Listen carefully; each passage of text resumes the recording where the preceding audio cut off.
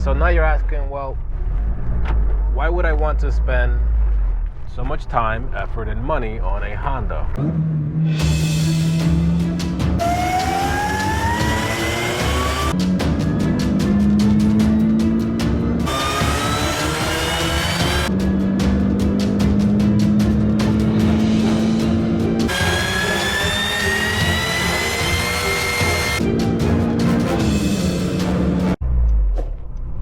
Dead man walking. Uh-oh. What is going on, guys? Welcome back to the YouTube channel. If you're new, hit that subscribe button. If you're a frequent flyer, thank you. Thanks for being a part of it. And I've been giving this stuff a lot of thought, and I wanted to talk to you guys about something that's been on my mind quite a bit lately, and that is, I've made a lot of choices when updating or modifying my car. Now, those choices, they go in line with what most Honda owners or car enthusiasts overall like to do. Man, these gears are short. So I thought about giving you guys the two mods that you should do, or the two goals that you should have when you want to modify your Honda, particularly your Civic Si. But the same could go for like a Honda Accord or Acura TL, TSX, whatever you may have. If it's a Honda, this is pretty much what I think you should do. And I'm not going to name specifics because if you want to talk about specifics, I'll do another video series talking about specific mods and what are the pros and cons to each one. Now, primarily the first of two mods you should do on your Honda, again, if you're anything like me, more power. And I don't mean like, oh, this intake will give me I don't know, 10 more ponies at the wheel or whatever, because it won't. It's not going to translate into that. I mean like more power, serious power. Whether on a 9th gen you could do a head swap, like a K20 Frank swap, that will run you roughly around $3,000, I think. And what do you get with your $3,000? Well, that will get you close to about 300 wheel horsepower. Some people are seeing 264, some people are seeing 287, but that's a serious gain over the baseline power that this car gives you. So my favorite way to get power is to add boost. You can go with a turbo kit. They will also run you anywhere from 4 or 5.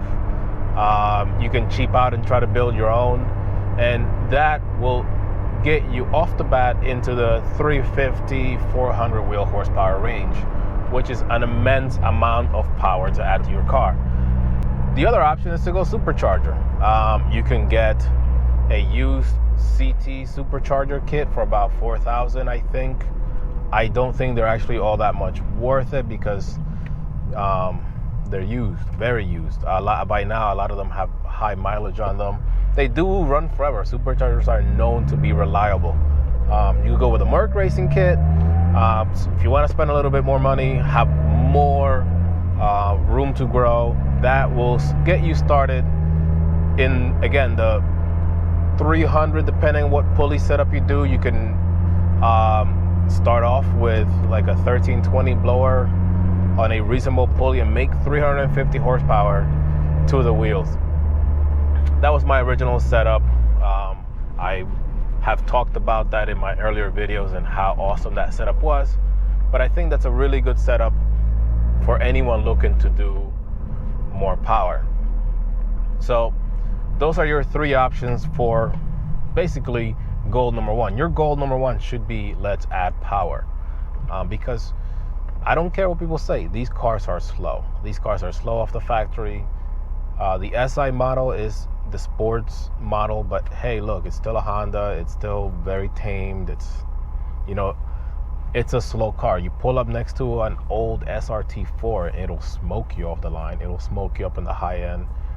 It will not keep up with a WRX. It just won't. Sure, you can have your fun, but it's a fun car, but it's a slow car. It didn't take me more than 2 days to say, hey, this car needs power. Now, I've been modifying Hondas for a really long time. It was my first car that I owned, Civic EK, and well, I thought those were my brakes. That's somebody else's brakes.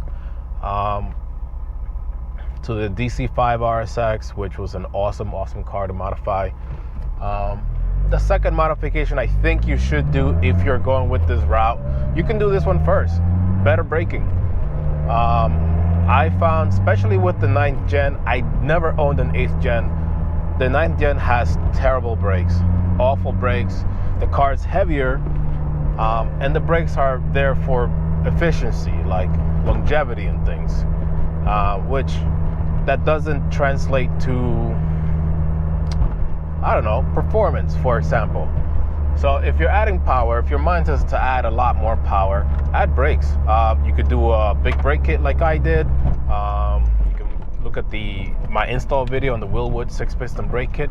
Put a link in the description for that one. If you don't want to go that expensive, there's a lot that you can do with just pads and rotors and brake fluid. High temp DOT4 brake fluid, Hawk HP Pluses or HPS pads can get you very far with your braking department. Okay, errands out of the way, and away we go. Okay, so now you're asking, well, why would I want to spend so much time, effort, and money on a Honda? Well, if you're watching this video, most likely you own a Honda Civic Si. Most likely you're seen some of the modifications I've done, you're like, hey, that's kind of cool. Now, why would you do it on a Honda? Well, because it's more expensive to do it somewhere else. Take it for example, if you say, you know what, I'll just get a car that has 300 horsepower. Nissan 370Z, 350Z, they ballpark around the same amount of power. Okay, well, a lot heavier car, and still feels pretty slow. You could buy a turbo kit for that one, but it's gonna run you $11,000, $12,000, $15,000 depending on where you get it from. So you can see where my logic is here. Oops. My logic being that you have a cheap car to begin with, a blank canvas. And sure, you could buy a Camaro SS. I've owned one. I also road raced my SS with a standard V6 model, and the difference was marginal. The reason being is the car is just heavy. The car's about 4,000 pounds. It really doesn't put 420 wheel horsepower. It puts down closer to, like, I don't know, 360, 370. So this is exactly why I would say, for my choice, get your Honda. If you have one already, spend anywhere from $5,000 to $8,000, and you have a ton of power, and you also have a ton of braking performance, especially in this model. I am talking primarily about the 9th gen Civic.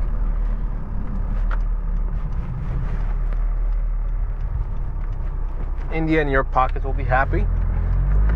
Your butt dyno will be happy. Where do you go from there? That's really up to you. If you really just wanted it for show, you can do your looks. You can put in a good suspension. I would recommend at least a decent set of coilovers, like the Godspeed Monomax coilovers. They're good enough to make the car safer with the added power. Now with that, I'll leave you guys. Thank you for watching. Thank you for subscribing. If you haven't subscribed already, go ahead and hit that subscribe button. Give me a thumbs up if you liked it. Next week I should have a DIY video coming up. So keep going back, keep watching. hit me up in the comments section if you have any questions. If you just want to say what's up, that's fine with me. All right, so with that, I leave you guys. Till next time.